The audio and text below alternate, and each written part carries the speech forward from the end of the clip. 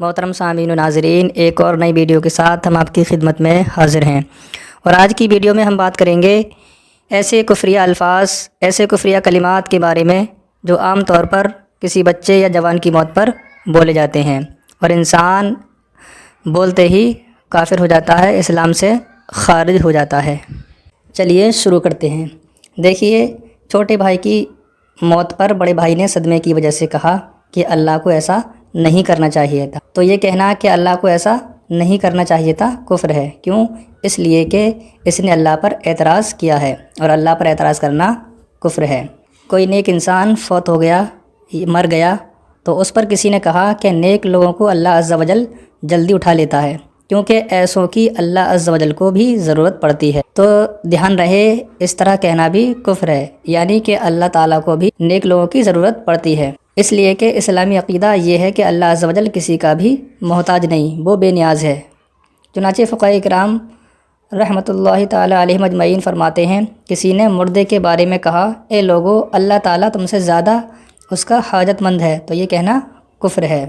کسی کا چھوٹا سا فوت ہو گیا، انتقال کر گیا، تو کسی نے اس پر کہا کہ آپ کا پھول جیسا بچہ اللہ پاک کو چاہیے ہوگا، اسی واسطے اس نے لے لیا ہوگا۔ تو جس نے بھی یہ کہا کہ اللہ پاک کو چاہیے ہوگا، یہ کہنا بھی کفر ہے۔ فقہاء کرام رضی اللہ تعالیٰ علیہم اجمعین فرماتے ہیں، کسی کا بیٹا فوت ہو گیا، اس نے کہا اللہ تعالیٰ کو اس کی حاجت ہوگی، یہ قول بھی کفر ہے، کیونکہ کہنے والے نے اللہ تعالیٰ کو محتاج قرار دیا ہے، اور اللہ تعالیٰ کسی کا محتاج نہیں ہے۔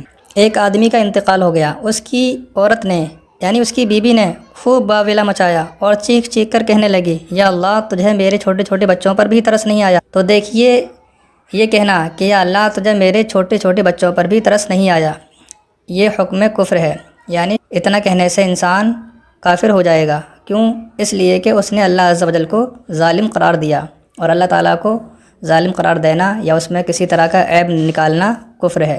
اسی طرح ایک نوجوان کا انتقال ہو گیا، اس کی ماں نے غم سے نڈال ہو کر رو کر پکارا، یا اللہ، اس کی بھری جوانی پر بھی تجھے رحم نہیں آیا، اگر تجھے لینا ہی تھا تو اس کی بوڑھی دادی یا بڈھے نانا کو لے لیتا۔ دیکھیے، یہ کلمات کفریات سے بھرپور ہیں۔ اسی طرح ایک گھر میں تھوڑے تھوڑے وقفے میں یعنی تھوڑے تھوڑے وقت کے بعد دو موتیں ہو گئیں۔ اس پر گھر کی بڑی بھی روتے ہوئے بڑبڑانے لگی، یا اللہ، ہم نے تیرا کیا بگاڑا ہے؟